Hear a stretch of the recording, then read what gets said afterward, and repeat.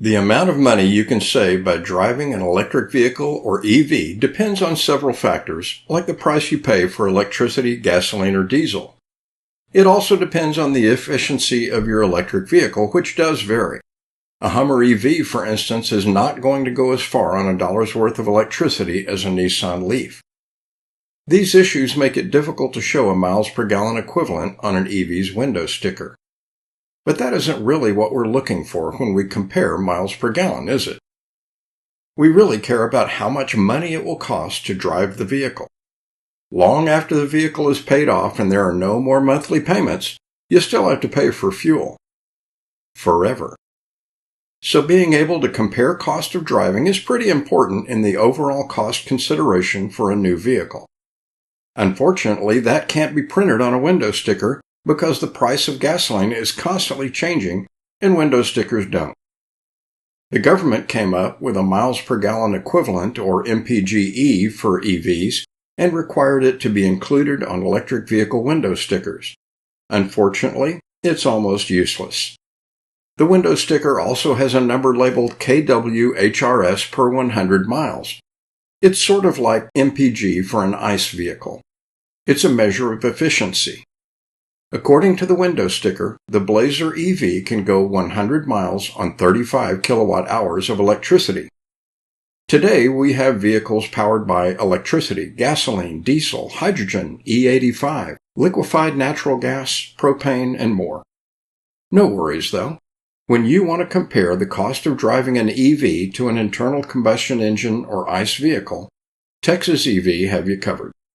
We've created a small spreadsheet that you can carry with you in a smartphone or a tablet.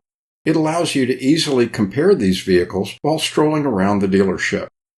The only numbers you have to provide are for the 2 yellow cells and 2 blue cells you see on the spreadsheet. Even better, once you set the cost for electricity and gasoline or diesel for your area, the yellow cells, you'll only need to change the 2 values in the blue cells when you select different vehicles to compare.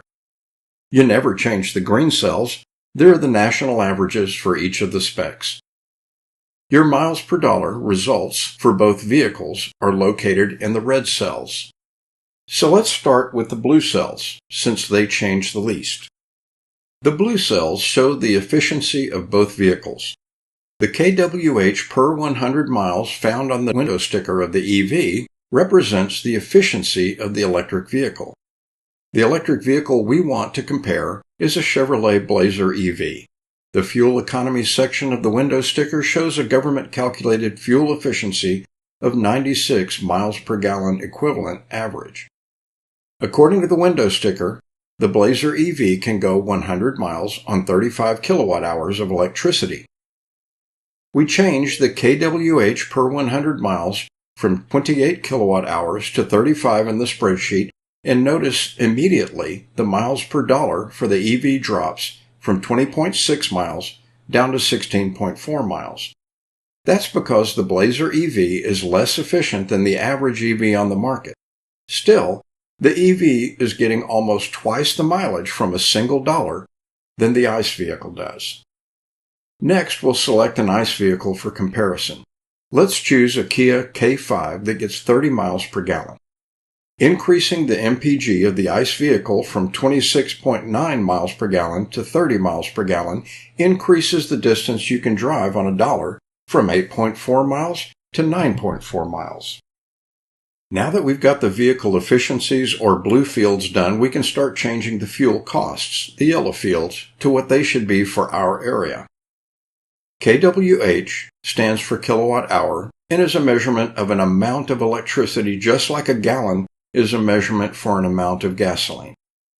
Today, the national average for the cost of electricity per kilowatt hour is 17.4 cents, as shown on the U.S. Energy Information Administration website, or EIA.gov. But the price of electricity varies widely depending on where you live. For your comparison, you need to know how much you'll pay for the electricity that you'll use in your electric vehicle. If you are able to charge at home, you'll be glad to know that is one of the cheapest and most convenient places to charge an EV. The EIA website shows that in Texas, the average residential rate for electricity is 15.23 cents or $0.1523 per kilowatt hour. If you cannot charge at home, you'll need to find out what public chargers in your area charge for electricity and use that price for the cost of electricity. Let's see how changing the price of electricity changes mile per dollar. Lowering the price of electricity raised the miles per dollar for the EV from 16.4 miles to 18.8 miles. The cheaper the electricity is, the farther you can drive on a dollar. Now let's be specific and find the best price for electricity in Texas that's actually available in my area. In Texas, we can use powertochoose.org to find the cheapest electricity provider. I just enter the zip code of my neighborhood to start. I could use just that, but by giving a little more information, I can get much more accurate results. So I'll narrow my search by providing the average monthly electricity usage for my home, if I want to find a fixed or variable electric rate. And finally, the number of months I'd like for the rate not to change. I see rates that are as low as 12.2 cents per kilowatt hour, but I also notice that some of these companies shown have pretty low customer satisfaction ratings. I only want companies rated 4 or 5 stars to be shown. There are other things I can search for as well, but that's enough for now. I'll refresh my search results and now can see the lowest price has increased to 12.7 cents per kilowatt hour. We'll use 12.7 cents or $0.127 for the electric rate. That lower price for electricity raised the miles per dollar for the EV from 18.8 miles to 22.5 miles, making the ICE vehicle almost 2.5 times more expensive to drive than the EV. Let's put in some realistic gasoline prices. We can get the average price of gasoline from the AAA website. As you see, the average U.S. price for regular, mid-grade, and premium gasolines is shown, as well as the prices of diesel and E85. Notice that the diesel is $3.70 per gallon. We'll use that later. If we click on Texas in the map, we can even see that the average for Texas is $2.74.7. We'll enter that into our spreadsheet.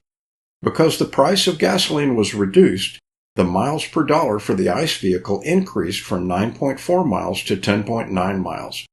Now the ICE vehicle has dropped to about twice as expensive to drive as the EV. Instead of comparing an EV to a car, let's compare it to a gasoline-powered pickup that gets 19 miles per gallon. That decrease in NPG from 30 for the average car to 19 miles per gallon for the pickup dropped the number of miles you can drive for a dollar from 10.9 miles down to 6.9 miles. The EV can now go more than 3.25 times farther than the ICE pickup for the same cost. Finally, we can compare the EV to a diesel-powered pickup. We do this by changing the price for a gallon of fuel from $2.74.7 for gasoline to $3.70 for diesel. That made another drop in miles per dollar for the diesel pickup, dropping from 6.9 miles per dollar to 5.1 miles. The EV can go almost 4.5 times farther than the diesel pickup for a dollar. This is because diesel is much more expensive than gasoline. As you have seen, comparing the miles per gallon and miles per gallon equivalent on a window sticker is not the best way to compare EVs and ICE vehicles because the comparison varies based on where you drive the vehicle. If you'd like to try the spreadsheet out for yourself, you can download Microsoft Excel or Apple Numbers versions by using this QR code.